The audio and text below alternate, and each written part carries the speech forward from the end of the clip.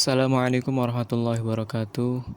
Selamat pagi yang kami hormati dosen pengampu mata kuliah konseling populasi khusus, Ibu Anggia Evi Tarini MPD beserta rekan-rekan mahasiswa kelas Y7E yang berbahagia.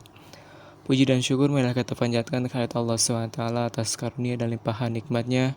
Kita masih diberikan kesehatan dalam menjalankan aktivitas sehari-hari. Tentunya kita bisa melaksanakan perkuliahan dalam mata kuliah ini. Baik, perkenalkan nama saya Riza Arfiansyah. Di sini saya akan menjelaskan materi tentang penyakit kronis, tekanan darah tinggi atau hipertensi. Kemudian akan membahas hasil temuan selama konseling di lapangan. Baik, kita akan membahas materi terkait penyakit kronis tekanan darah tinggi. Kita akan membahas yang pertama yaitu terkait definisi, kemudian pengendalian tekanan darah, selanjutnya penyebab, gejala, kemudian pengobatan. Baik, kita akan bahas satu persatu. Yang pertama yaitu definisi.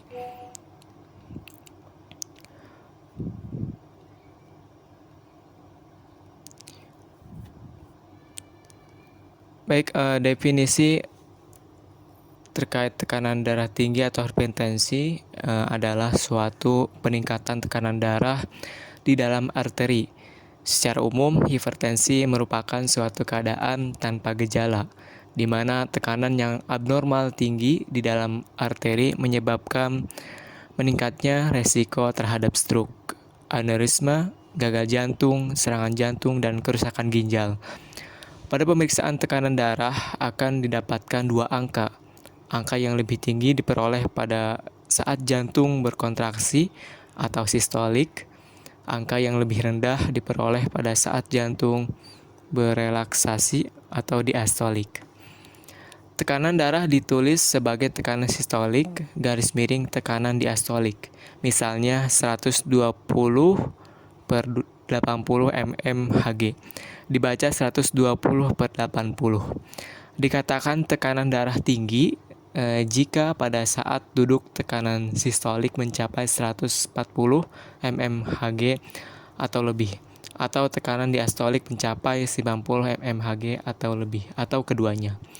Pada tekanan darah tinggi, biasanya terjadi kenaikan tekanan sistolik atau diastolik.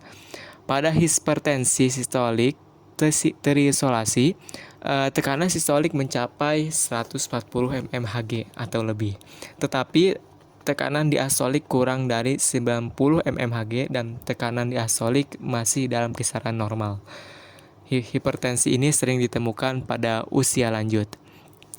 Sejalan dengan bertambahnya usia, hampir setiap orang mengalami kenaikan tekanan darah. Tekanan sistolik terus meningkat sampai usia 80 tahun dan tekanan diastolik terus meningkat sampai usia 55-60 tahun. Kemudian berkurang secara perlahan atau bahkan menurun drastis. Hipertensi maligna adalah hipertensi yang sangat parah yang bila tidak diobati akan menimbulkan kematian dalam waktu 3-6 bulan. Hipertensi ini jarang terjadi, hanya 1 dari setiap 200 penderita hipertensi.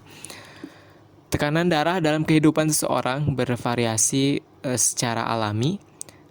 Bayi dan anak-anak secara normal memiliki tekanan darah yang jauh lebih rendah daripada dewasa. Tekanan darah juga dipengaruhi oleh aktivitas fisik, di mana akan lebih tinggi pada saat melakukan aktivitas dan lebih rendah ketika beristirahat. Tekanan darah dalam satu hari juga berbeda, paling tinggi di waktu pagi hari dan paling rendah pada saat tidur malam hari.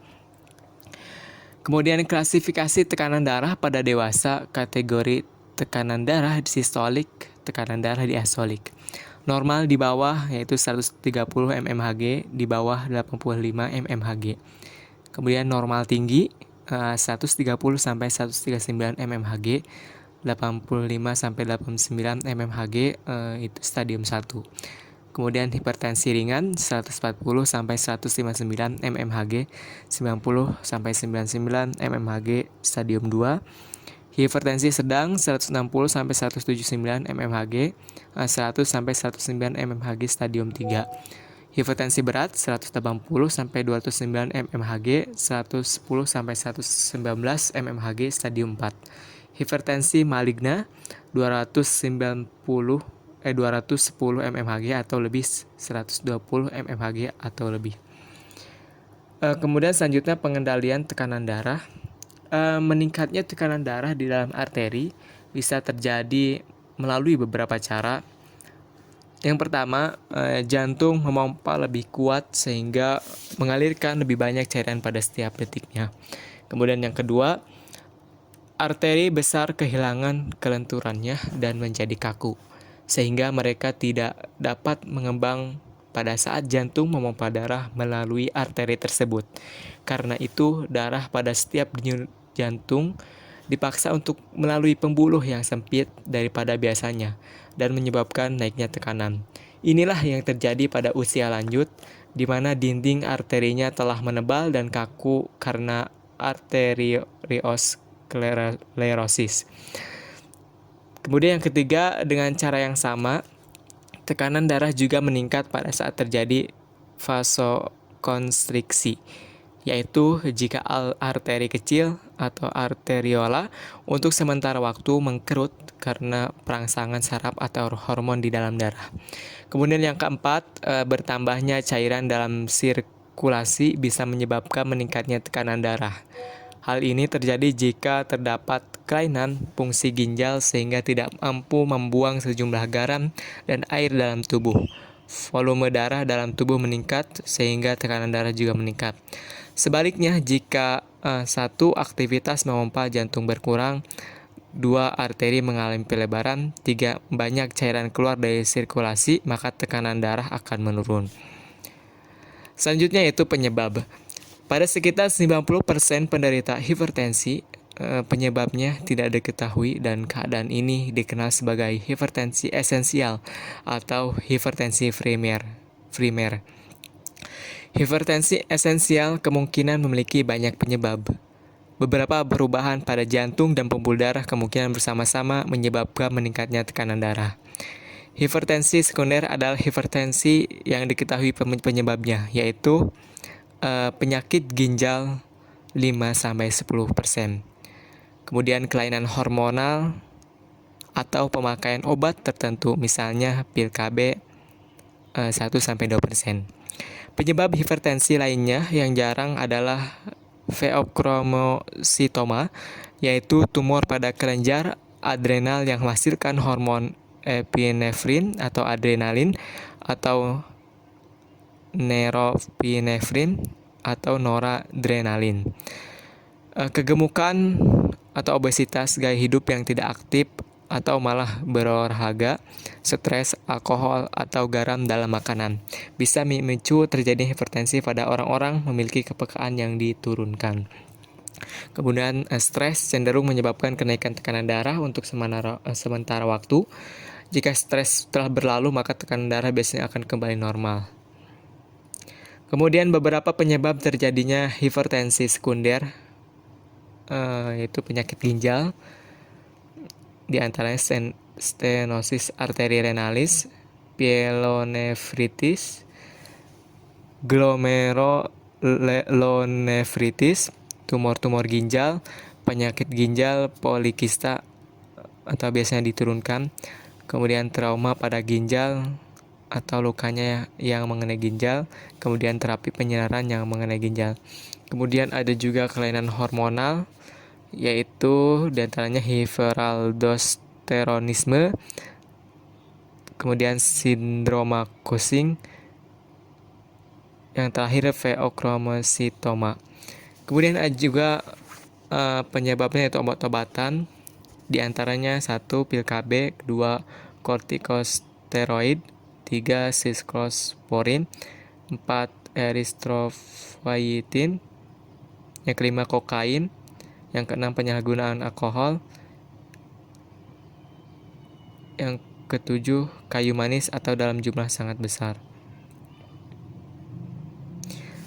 Kemudian penyebab lainnya, yang pertama koartasio aorta, kedua preeklamsi pada kehamilan, yang ketiga porfiria intermittent akut, yang keempat keracunan timbal akut. Kemudian selanjutnya yaitu gejala pada hipertensi. Pada sebagian besar penderita hipertensi tidak menimbulkan gejala, meskipun secara tidak sengaja beberapa gejala terjadi bersamaan dan dipercaya berhubungan dengan tekanan darah tinggi, atau padahal sesungguhnya tidak. Gejala yang dimaksud adalah sakit kepala, perdarahan dari hidung, pusing, wajah kemerahan, dan kelelahan, yang bisa saja terjadi baik pada penderita hipertensi maupun pada seseorang dengan tekanan darah yang normal. Jika hipertensi berat atau menahan dan tidak diobati, bisa timbul gejala berikut. Pertama, sakit kepala, kedua kelelahan, yang ketiga mual, yang keempat muntah, yang kelima sesak napas, yang keenam gelisah, kemudian yang ketujuh pandangan menjadi kabur. Yang terjadi karena adanya kerusakan pada otak, mata, jantung, dan ginjal. Kadang penderita hipertensi berat mengalami penurunan kesadaran dan bahkan koma karena terjadi pembengkakan otak. Keadaan ini disebut ensefalopati hipertensif yang memerlukan penanganan segera. Kemudian selanjutnya yaitu pengobatan. Hipertensi esensial tidak dapat diobati tetapi dapat diberikan pengobatan untuk mencegah terjadinya komplikasi. Satu, langkah awal biasanya adalah perubahan pola hidup penderita. Di antaranya, penderita hipertensi yang mengalami kelebihan berat badan dianjurkan untuk menurunkan berat badannya sampai batas ideal. Kemudian, merubah pola makan pada penderita diabetes, kegemukan, atau kadar kolesterol darah tinggi.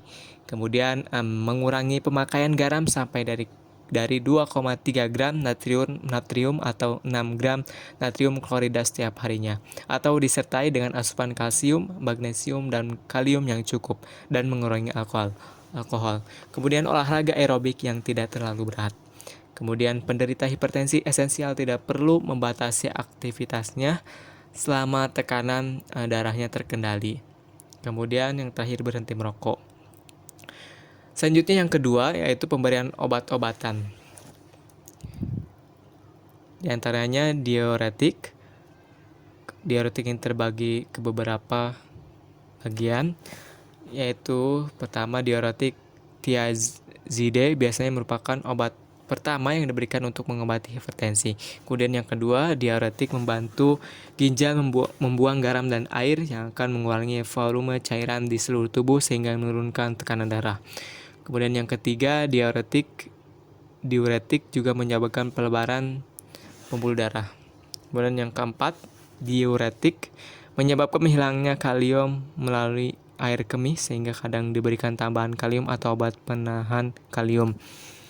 Kemudian yang kelima, diuretik sangat efektif pada orang kulit hitam, lanjut usia, kegemukan, dan penderita gagal jantung atau penyakit ginjal menahun. Kemudian penghambat adrenergik merupakan sekelompok obat yang terdiri dari alpha blocker, beta blocker, dan alpha beta blocker labetalol yang menghambat efek sistem saraf simpatis. Sistem saraf simpatis adalah sistem saraf yang dengan segera akan memberikan respon terhadap stres dengan cara meningkatkan tekanan darah. Yang paling sering digunakan adalah beta blocker yang efektif diberikan kepada penderita usia muda, penderita yang pernah mengalami serangan jantung, penderita dengan jantung yang cepat, kemudian angina pectoris atau nyeri dada, dan sakit kepala migrain. Angiotensin converting enzyme inhibitor atau ACE inhibitor menyebabkan penurunan tekanan darah dengan cara melebarkan arteri.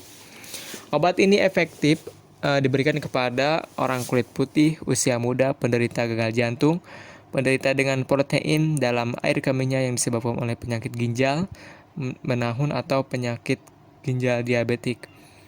dan pria yang menderita hipotensi sebagai efek samping dari obat yang lain. Kemudian ada juga angiotensin 2 blocker menyebabkan penurunan tekanan darah dengan suatu mekanisme yang mirip dengan ACE inhibitor. Kemudian antagonis kalsium menyebabkan melebarnya pembuluh darah dengan mekanisme yang berbeda-beda, yang benar-benar berbeda. Sangat efektif diberikan kepada orang kulit hitam, lanjut usia, penderita angina pectoris, nyeri dada, denyut jantung yang cepat, dan sakit kepala migrain. Kemudian ada juga vasodilator langsung menyebabkan melebarnya pembuluh darah. Obat dari golongan ini hampir selalu digunakan sebagai tambahan terhadap